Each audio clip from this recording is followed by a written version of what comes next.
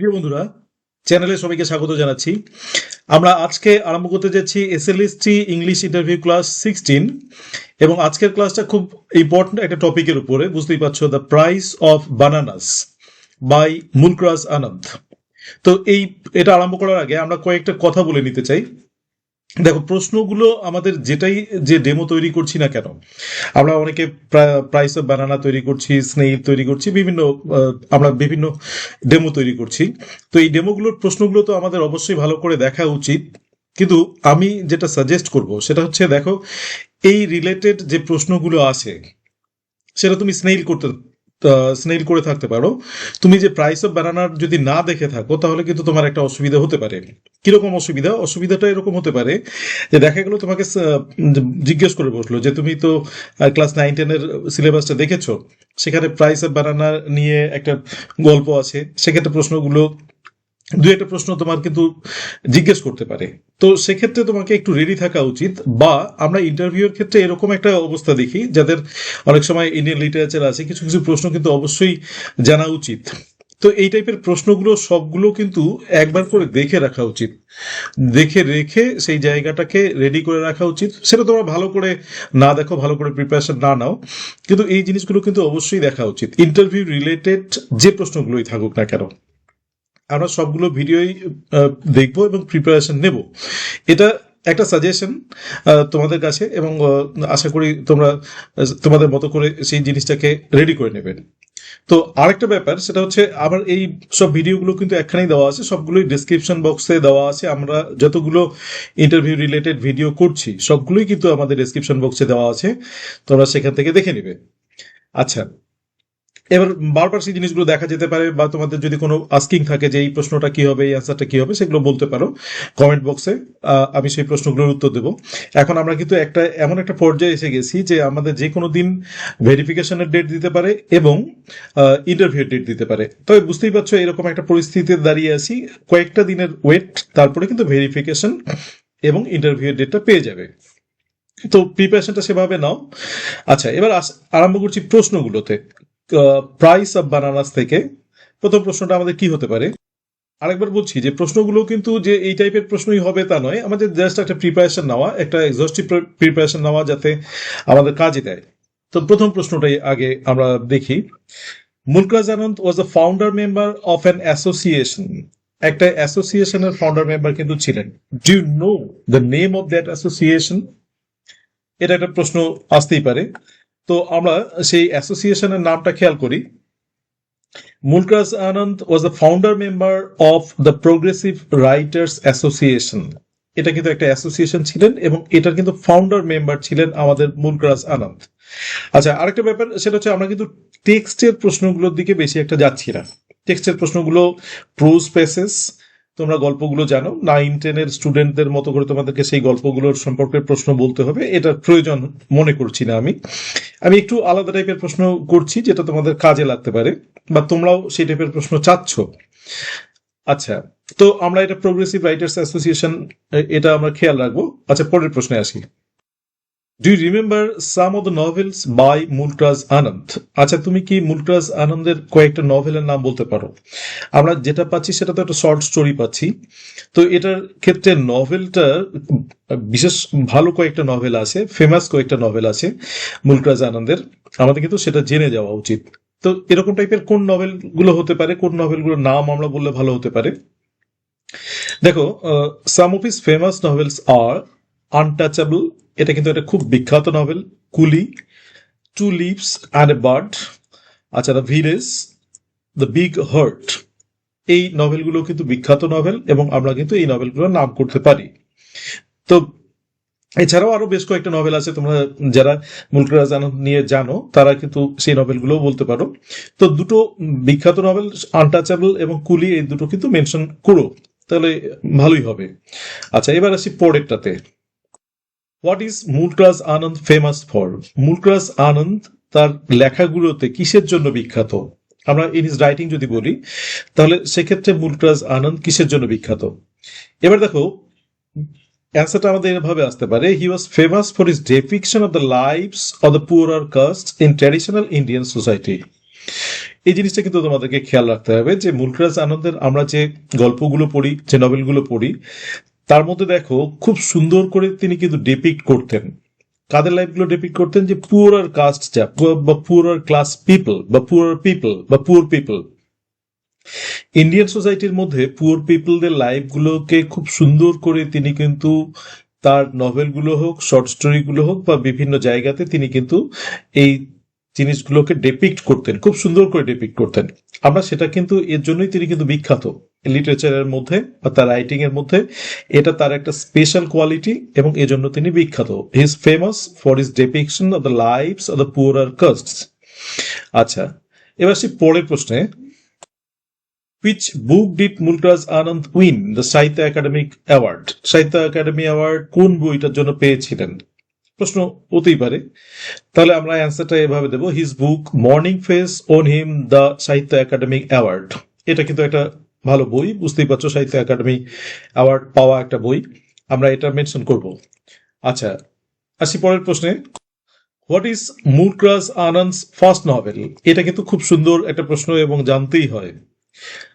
Sir, Mulk Raj Anand's first book is untouchable. Untouchable একটা বই, বিখ্যাত বই, which was published in 1935, অর্থাৎ 1935 সনে এই আনটাচেবল বইটা কিন্তু লিখেছিলেন এবং বইটা খুব সুন্দর। আমাদের দুটো প্রশ্ন আছে এটা নিয়ে, আমরা সেটার দিকে নজর দেব।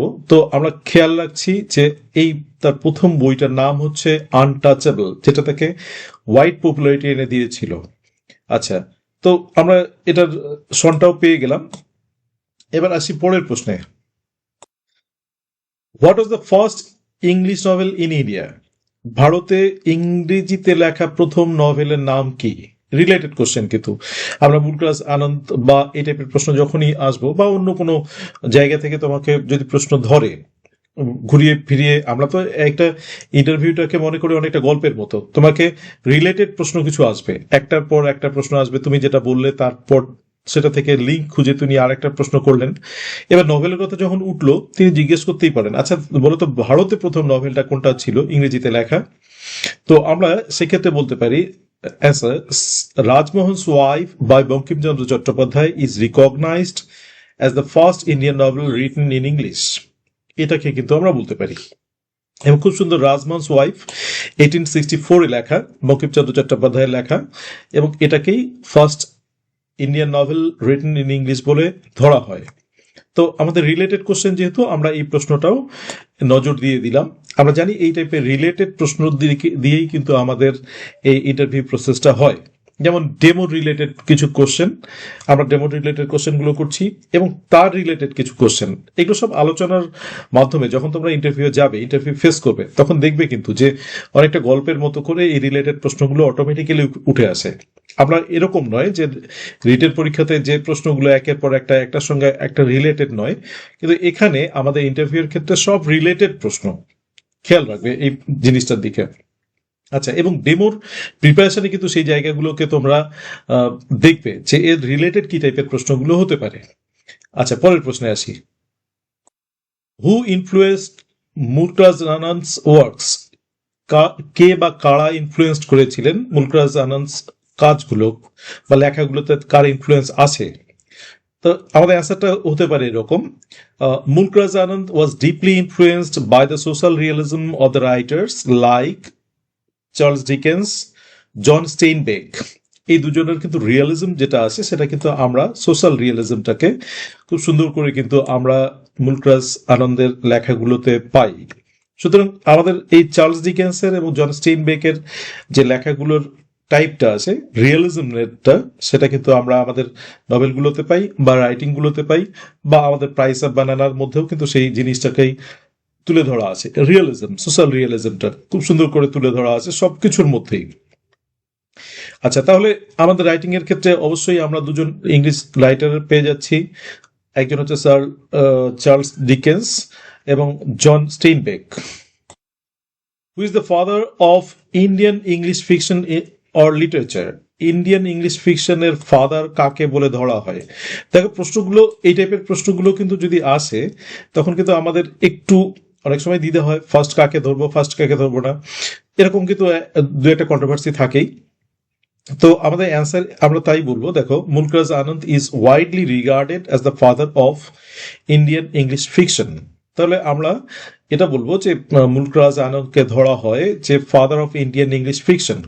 এটা কিন্তু যেহেতু এই জায়গাগুলোতে তোমরা জানো যে ফার্স্ট সেকেন্ড এগুলো জায়গায় একটু কন্ট্রোভার্সি থাকেই, সুতরাং সেই ক্ষেত্রে আমরা মুলকরাজ আনন্দকে widely regarded as the father of Indian English fiction বলতেই পারি। আচ্ছা, তো এটা আমাদের অবশ্যই খেয়াল রাখতে হবে মুলকরাজ আনন্দ যেহেতু আমরা কভার করছি। How are Mulk Raj আনন্দস characters? Mulk Raj আনন্দের ক্যারেক্টারগুলো কিরকম ছিল? আচ্ছা, answer, Anand's characters are ordinary men and women like coolies, sweepers, peasants. এই টাইপের ক্যারেক্টারগুলোই কিন্তু আমরা মুলকরাজ আনন্দের সব নভেলগুলোতে বা স্টোরিগুলোতে দেখি। এবং এদের আরেকটা গুণ আছে, দেখো, elevated to heroic dignity through their struggles. এবং এরা কঠোর পরিশ্রম করে, সংগ্রাম করে তাদের ডিগনিটিটাকে, তাদের মর্যাদাটাকে একটা হিরোইক স্ট্রেচারে নিয়ে গেছে। তো সেই জায়গাটা আমাদের খেয়াল রাখতে হবে। সেই কুলি বলো বা সুইপার বলো বা পিজেন্ট বলো বা বিভিন্ন আমাদের এই গল্পে যে আমাদের বানানা সেলার আছে সেই তাকেই বলো, সব ক্যারেক্টারগুলোর মধ্যে কিন্তু একদম সব ক্যারেক্টারগুলো অর্ডিনারি মেন অ্যান্ড উইমেন। এবং এদের একটা ডিগনিটি পাই আমরা, সেই ডিগনিটি কিন্তু তাদের স্ট্রাগলের মধ্যে দিয়েই উঠে আসে। তো খুব সুন্দর করে এই প্রশ্নটাও কিন্তু আমাদের খেয়াল রাখা উচিত এবং খুব ভালো প্রশ্ন আমাদের জানতে হবে। Anand's first and foremost most famous novel which expose harsh realities of untouchability. আচ্ছা, untouchability is the theme of which novel? বা harsh realities of untouchability is the theme of which novel? এই টাইপের প্রশ্ন আসতে পারে। অর্থাৎ আনটাচেবিলিটি কিন্তু সেই সময় আমাদের ইন্ডিয়ান সোসাইটির মধ্যে একটা বড় পার্ট নিত। সেই পার্ট নিয়ে কিন্তু সেই আনটাচেবিলিটি নিয়ে লেখা, এই স্কারটা নিয়ে লেখা, এই সামাজিক ব্যাধিটা নিয়ে লেখা একটা নভেল, তার বিখ্যাত নভেল ছিল। সেই নভেলটার নাম হচ্ছে আনটাচেবল এবং এটা কিন্তু তার ফার্স্ট এবং মোস্ট ফেমাস নভেল। খুব সুন্দর করে সেই জায়গাটাকে আমাদের কিন্তু খেয়াল রাখতে হবে। মুলকরাজ আনন্দ আসলে কিন্তু এই টাইপের প্রশ্নগুলো, সব প্রশ্নই জিজ্ঞেস করবে এরকম না, এর মধ্যে কয়েকটা প্রশ্ন কিন্তু তোমাদের জিজ্ঞেস করতেই পারে, কারণ এই টাইপের প্রশ্নগুলো কিন্তু বুঝতেই পারছো খুব ইম্পর্টেন্ট এবং অবশ্যই জেনে রাখা উচিত। A famous writer wrote the preface of for Anand's untouchable. এই আনটাচেবল এর কিন্তু আমাদের নভেলটার এখানে একটা প্রিফেস লিখেছিলেন এবং একজন বিখ্যাত রাইটার লিখেছিলেন। বিখ্যাত রাইটারটা, do you know his name? তার নাম কি তোমার জানা আছে? তখন আমাদের এটা জানতেই হবে অবশ্যই। Sir, he is E.M. Forster. আমাদের E.M. ফস্টার কিন্তু আনটাচেবল এই যে নভেলটা আছে সেই নভেলটার কিন্তু প্রিফেস লিখেছিলেন। এবং E.M. ফস্টারের একটা বিখ্যাত বই জানো, অনেকেরই জানা আছে, আ প্যাসেজ টু ইন্ডিয়া। সেখানে সেই বইটা অনেকেই আমরা এটা নিয়ে পড়েছি। আচ্ছা, সেই E.M. ফস্টারই কিন্তু লিখেছিলেন আনটাচেবলের প্রিফেসটা। আচ্ছা, এরাও একটা জানা উচিত এবং এই টাইপের একটু ট্রিকি প্রশ্ন আমাদের একটু জেনে রাখা উচিত। আচ্ছা, পরের প্রশ্নে আসি। হু is the central character of কুলি? আচ্ছা, কুলি যেহেতু আমরা কুলি নভেলটা নিয়ে আলোচনা করছিলাম, যে এটার সেন্ট্রাল ক্যারেক্টারকে একটু জেনে রাখবে। দ্য সেন্ট্রাল ক্যারেক্টার অফ কুলি ইজ মুনু, অ্যান অরফান বয়। এই সেন্ট্রাল ক্যারেক্টার সম্পর্কে একটু ধারণা দেওয়ার জন্য কিন্তু আমরা বললাম এই প্রশ্নটা জেনে রাখা যেতে পারে। By which Western philosophy was Arnold deeply influenced? খুব সুন্দর প্রশ্ন, যে ওয়েস্টার্ন ফিলোসফি, কোন ওয়েস্টার্ন ফিলোসফি দিয়ে আর্নল্ড খুব ইনফ্লুয়েসড হয়েছিলেন? আমরা রাইটার পেলাম, সেই রাইটারের তো আগেই পেয়ে গেছি। এবার ফিলোসফি যদি বলি, ফিলোসফি কোন ফিলোসফিটার কথা বলা যেতে পারে? Sir, Arnold was deeply influenced by Marxism. Marxism নিয়ে কিন্তু আর্নল্ড খুব ডিপলি ইনফ্লুয়েসড ছিলেন এবং তিনি কিন্তু একজন সোশ্যালিস্ট ছিলেন, মানে পলিটিক্সের দিক থেকে, এবং ইনফ্লুয়েসড বাই মার্কসিজম, এটা কিন্তু আমাদের খেয়াল রাখতে হবে। আচ্ছা, এবং অবশ্যই জানা উচিত ফিলোসফিটা কোন ফিলোসফির তার রাইটিং এর মধ্যে খুব ইনফ্লুয়েন্স ফেলে, আমাদের অবশ্যই মার্কসিজমের কথা আসছে। আরেকটা প্রশ্ন, Mulk Raj Anand is often considered the pioneer of a literary movement in India.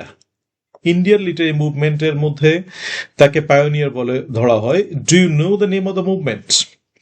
তখন আমাদের এটা কিন্তু আমরা বলতে পারি সো ইট ইজ মডার্নিজম। এটা কিন্তু আমরা মডার্নিজম বলতে পারি এই প্রশ্নটার অ্যান্সারটা। Most of Anand's novel often focuses on a particular theme. অনেক কয়েকটা নভেলের মধ্যে কিন্তু আমরা একটা পার্টিকুলার থিম দেখি যেটা নিয়ে কিন্তু বারবার আনন্দ বলতে চাচ্ছিলেন। সেটা কি, can you specify the theme? সেটা কি তুমি নির্দিষ্ট করে বলতে পারো সেই থিমটা কি? The theme of caste discrimination. এই সমাজের মধ্যে আমাদের যে সম্প্রদায়গত বিভেদ, যে মানুষের বিভেদ, সেই কাস্ট ডিসক্রিমিনেশনটা, এটা কিন্তু is focused in most of his novels. এটা কিন্তু আমরা খুব অনেকটা নভেল, মানে তার বেশ কয়েকটা নভেলের মধ্যে দেখি এই কাস্ট ডিসক্রিমিনেশনটাকে কিন্তু তুলে ধরা আছে। তো এটা একটা ইম্পর্টেন্ট থিম, যে থিমটা কিন্তু তার নভেলগুলো বা তার স্টোরিগুলোর একটা থিম, ইম্পর্টেন্ট থিম। তো আমাদের অবশ্যই জানা উচিত এই থিমটা। অনেক থিমই আছে, তার মধ্যে কিন্তু এটাতে তিনি বেশ গুরুত্ব দিয়েছিলেন। With which social reform movements was Anand associated? খুব সুন্দর প্রশ্ন, যে কোন সমাজ সংস্কারের মুভমেন্ট দিয়ে, সংগ্রাম সঙ্গে তিনি কানেক্টেড ছিলেন? Answer, sir, he was associated with anti untouchability. অস্পৃশ্যতার বিরুদ্ধে যে রিফর্মটা হয়েছিল, যে মুভমেন্টটা হয়েছিল বা সোশ্যাল রিফর্ম মুভমেন্টটা হয়েছিল, সেটাতে কিন্তু তিনি অ্যাসোসিয়েটেড, তার সঙ্গে তিনি জড়িত ছিলেন। সেটা আমরা তার রাইটিং দেখে ক্লিয়ারলি বলতে পারি। And so to remove the scar of untouchability from the society, এবং এই অস্পৃশ্যতা, কারোর সঙ্গে কারোর না মেশা, কাউকে কেউ না ছোঁয়া, ছোট জাত নিচু জাতের মধ্যে যে বৈষম্যটা, এইগুলোকে তিনি কিন্তু দূর করার জন্য তার রাইটিং এর মাধ্যমে তিনি আপ্রাণ চেষ্টা করেছিলেন। এবং এই আনটাচেবিলিটির এগেইনস্টে যে মুভমেন্টটা, অ্যান্টি আনটাচেবিলিটি, সেটার সঙ্গে কিন্তু তিনি ডিপলি কানেক্টেড ছিলেন। তো এটা আনন্দের রাইটিং এর মধ্যে এটা একটা কিন্তু ইম্পর্টেন্ট জায়গা, আমাদের সেটা কিন্তু খেয়াল রাখতে হবে। এবং তার প্রথম নভেলটাই কিন্তু আমরা জানি আনটাচেবল, সেটার মধ্যে কিন্তু এই থিমটা আছে। আচ্ছা, চলে আসি পরের প্রশ্নে। Do you remember any other writer whose works are very similar to that of Mulk Raj Anand? আচ্ছা, তুমি কি বলতে পারবে ভারতের এরকম কোন রাইটার আছেন যার রাইটিংটা মুলকরাজ আনন্দের লেখার সঙ্গে খুব মিল? তাহলে আমরা কিন্তু সেক্ষেত্রে বলতে পারি, sir, the works of R K. Narayan are very similar to the works of Anand. মুলকরাজ আনন্দের লেখার সঙ্গে আর.কে. নারায়ণের লেখাগুলোর খুব মিল। তোমরা আর.কে. নারায়ণের লেখাগুলো নিশ্চয়ই অনেকে পড়েছ। দেখো ওদের যে সামাজিক ব্যাকগ্রাউন্ড বা ওদের ক্যারেক্টার স্কেচ, তারপরে থিমগুলো প্রায় কিন্তু একই রকম আমরা পাই। যদিও স্বাতন্ত্রতা এক একজনের এক একটা বৈশিষ্ট্য, তো তবুও কিন্তু আমরা বলে থাকি যে স্টাইল ইজ দ্য ম্যান। তো সেক্ষেত্রে কিন্তু স্বাতন্ত্রতা থাকবেই, ইন্ডিভিজুয়ালিটি থাকবেই। তো তবু কিন্তু আমরা কিছু কিছু ক্ষেত্রে বা সামাজিক দিক থেকে, ক্যারেক্টার স্কেচের দিক থেকে, রিয়েলিজমের দিক থেকে কিন্তু খুব সিমিলারিটি পাই। By which western literary movement was Anand influenced? এটা কিন্তু আমরা ওয়েস্টার্ন ফিলোসফি বলিনি, তা আমরা ওয়েস্টার্ন লিটারি মুভমেন্ট দিয়ে ইনফ্লুয়েন্সড হয়েছিলেন। কোন ওয়েস্টার্ন লিটারি মুভমেন্ট দিয়ে ইনফ্লুয়েন্সড হয়েছিলেন? সেক্ষেত্রে আমরা কিন্তু বলতে পারি যে রিয়েলিজম, কারণ তার লেখার মধ্যে কিন্তু আমরা রিয়েলিজমটা পাই। সুতরাং অ্যান্সারটা আমরা বলবো Anand was deeply influenced by realism. With which movements of Indian literature Mulk Raj Anand's work is associated? কোন মুভমেন্ট দিয়ে ইন্ডিয়ান লিটারেচারের, কোন মুভমেন্ট দিয়ে মুলকরাজ আনন্দের কাজগুলো অ্যাসোসিয়েটেড আছে? সেটা আমরা অলরেডি আরেকবার উল্লেখ করেছি, সেটা হচ্ছে প্রোগ্রেসিভ রাইটার্স মুভমেন্ট। এর সঙ্গে আর্নল্ড অ্যাসোসিয়েটেড ছিলেন, এবং এটাই কিন্তু হচ্ছে আমাদের ইন্ডিয়ান লিটারেচারের মুভমেন্ট। যদি বলি তখন কিন্তু আমাদের বলতে হবে progressive writers movement. Mahatma Gandhi's speech was included in a novel of Mulkraj Anand. What is the name of the novel? Mahatma গান্ধীর স্পিচ কিন্তু মুলকরাজ আনন্দের একটা নভেলের মধ্যে ইনক্লুড করা আছে, যোগ করা আছে। সেই নভেলটার নাম কি? সেই নভেলটার নাম কিন্তু জানতে চাইতে পারে, এবং কিন্তু খুব ইম্পর্টেন্ট প্রশ্ন। এই টাইপের প্রশ্নগুলো একটু আলাদা রকম প্রশ্ন, একটু জেনে রাখার প্রশ্ন, একটু মজার প্রশ্ন, একটু ভালো লাগার প্রশ্ন, সেই প্রশ্নগুলো কিন্তু আমাদের জানতে হয়। তো এটা একটা এরকম প্রশ্ন যে মহাত্মা গান্ধীর কোনো স্পিচ দেখো তো মনে আছে কিনা, কোনো একটা নভেলের মধ্যে আছে, তোমার যদি জানা থাকে সেই নভেলটা সম্পর্কে তো সেটা বলবে, না হলে তোমাকে একটু জিকের উদ্দেশ্য বলতে পারে, জেনারেল নলেজের উদ্দেশ্য বলতে পারে। তো সেটা কিন্তু হচ্ছে আমাদের স্যার ইট ইজ আনটাচেবল, এটা কিন্তু আনটাচেবল নভেলটার মধ্যেই কিন্তু মহাত্মা গান্ধীর স্পিচটাকে তুলে ধরা আছে। We find a contrast in the story of the price of banana. What is the contrast? আমরা কিন্তু একটা কন্ট্রাস্ট খুঁজে পাই। সেই কন্ট্রাস্টটা যদি থিমের দিক থেকে বলি আমরা, তাহলে সেক্ষেত্রে কিন্তু আমরা একটা কন্ট্রাস্ট খুঁজে পাই। সেই কন্ট্রাস্টে কি বলা যেতে পারে? তো থিমের দিক থেকে যদি বলি, the price of banana is dealt with a contrast, and the contrast is between the generosity of the poor and the greed of the rich. এই কন্ট্রাস্টটাকে আমাদের তুলে ধরে এটাকে মেনশন করা যেতে পারে। তো অন্যভাবে করা যেতে পারে, তোমরা তোমাদের মতো করে সাজিয়ে নিবে, কিন্তু আমরা একটা কন্ট্রাস্ট দেখতে পারি গল্পটার মধ্যে, সেই কন্ট্রাস্টটাকে প্রেজেন্ট করা আছে। আমরা সেই কন্ট্রাস্টটা যেটা হচ্ছে generosity of the poor and the greed of the rich, আমরা এটাকে আমাদের মতো করে বলতে পারি এভাবে সাজিয়ে। আচ্ছা, পরের প্রশ্নে আসি। What do you learn from the story the price of banana? আচ্ছা, প্রাইস অফ বানানা থেকে আমরা কি শিখতে পারি? এরকম কোনো একটা লেসন শিখতে পারি, কোনো একটা মোরাল শিখতে পারি। আচ্ছা, সেটার অ্যান্সারটা কি করে হতে পারে? From the story we learn that human relationship should be based on mutual respect. এটা কিন্তু আমরা বুঝতে পারি যে হিউম্যান রিলেশনশিপ কিন্তু মিউচুয়াল রেসপেক্টের উপর and help to one another এর উপর বেসড করেই হওয়া উচিত। যদি আমরা সেটা না হয় তাহলে কিন্তু হিউম্যান রিলেশনটা টেকে না। আবার বলছি কিন্তু রাদার দেন গ্রিড, এর মধ্যে লোভ থাকা উচিত নয়।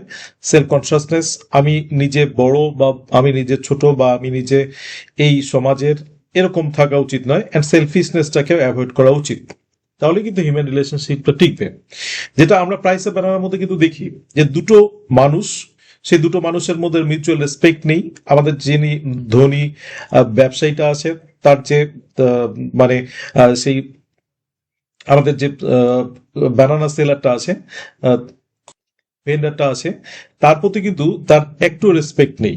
তাকে হেল্প করার পরেও কিন্তু তার প্রতি তার রেসপেক্টটাও নেই। সুতরাং এই যে এই রিলেশনশিপটা হওয়া উচিত কিন্তু এরকম মিউচুয়াল রেসপেক্টের উপরে এবং একে অপরের সাহায্যের উপরে। সেই ভেন্ডারটা কিন্তু ওকে হেল্প করলো, কিন্তু তার বিনিময়ে, সেই যে হেল্পের বিনিময়ে যে কিছু একটা পাওয়া বা ধন্যবাদটুকু, মিনিমাম ধন্যবাদটুকু পাওয়া, সেটাও কিন্তু রেসপেক্টটাও দেখানো হলো না, সেই ধনী লোকটা বা বিজনেসম্যানটা দেখালো না। তো এই মিউচুয়াল রেসপেক্টটা এরকম হওয়া উচিত, আমাদের রিলেশনশিপটা এরকম হওয়া উচিত। এটা কিন্তু আমাদের গল্পটা থেকে চোখে দেখিয়ে দিচ্ছে যে এদের রিলেশনশিপটাকে ঠিক নেই, বা মিউচুয়াল রেসপেক্টটা একদিক থেকে দেখানো হচ্ছে না, একদিক থেকে দেখানো হচ্ছে। এরকম একটা আমরা গল্পের মধ্যেই পাই। তোমরা তো গল্পটা অলরেডি বুঝেছো। তো গল্পের মধ্যে যদি আমরা থিম, মানে আমরা কি শিখলাম, তাহলে কিন্তু এটাকে আমাদের বলা যেতে পারে। তো এটাই ছিল আমাদের আজকের এই প্রাইস অফ বানানা থেকে বেশ কয়েকটা ইম্পর্টেন্ট প্রশ্ন, যেগুলো তোমাদের অবশ্যই কাজে দেবে, দেখা উচিত। এবং তার সঙ্গে সঙ্গে আবার বলবো যে শুধু কিন্তু প্রাইস অফ বানানা না, বা তুমি যে গল্পগুলো করছো তা না, সব টাইপের প্রশ্নগুলো সম্পর্কে কিন্তু তোমাদের একটু ধারণা থাকা উচিত। কারণ দেখা গেল তুমি প্রাইস অফ বানানা ডেমো নিয়ে করলে, এবার তোমাকে স্নেইলটা থেকে প্রশ্ন জিজ্ঞেস করলো, স্নেইলটা থেকে দুটো প্রশ্ন করতেই পারে টেক্সটে ঢুকে। তো প্রিপেয়ার প্রশ্নগুলো সম্পর্কে করা যেতে পারে। সেক্ষেত্রে স্নেইল তুমি ডেমো দিলে না, বা কোনোভাবে এড়িয়ে অন্য একটা ডেমো দিলে, কিন্তু প্রশ্ন কিন্তু যে কোনোখান থেকে করতে হতে পারে। তাই আমার সাজেশন হচ্ছে প্রশ্নগুলো তোমাদের এক ঝলক দেখার, নজর দেওয়া। সেক্ষেত্রে বেশি প্রশ্ন তো হয় না, তোমরা বুঝতেই পারছো। সেক্ষেত্রে এই প্রিপারেশনটা নেওয়া উচিত। এবং তার সঙ্গে সঙ্গে তো গ্রামার প্রিপারেশন নেবে, আমরা গ্রামারেরও একটা প্রশ্নগুলো নিয়ে হাজির হব। তার আগে এই টাইপের প্রশ্নগুলো দিই, তোমাদের আশা করি কাজে লাগবে। এবং যদি ভিডিওটা ভালো লাগে তাহলে কিন্তু অবশ্যই এটা কমেন্ট করবে এবং লাইক করবে, এবং তাহলে কিন্তু আরেকটু তোমাদের জন্য ভালো প্রশ্নের আশা করি দিতে পারবো, এবং এনকারেজ পাবো, আশা করি দেবো। Thank you for watching the video. Please subscribe the channel. Let's learn Blooming Birds and stay tuned.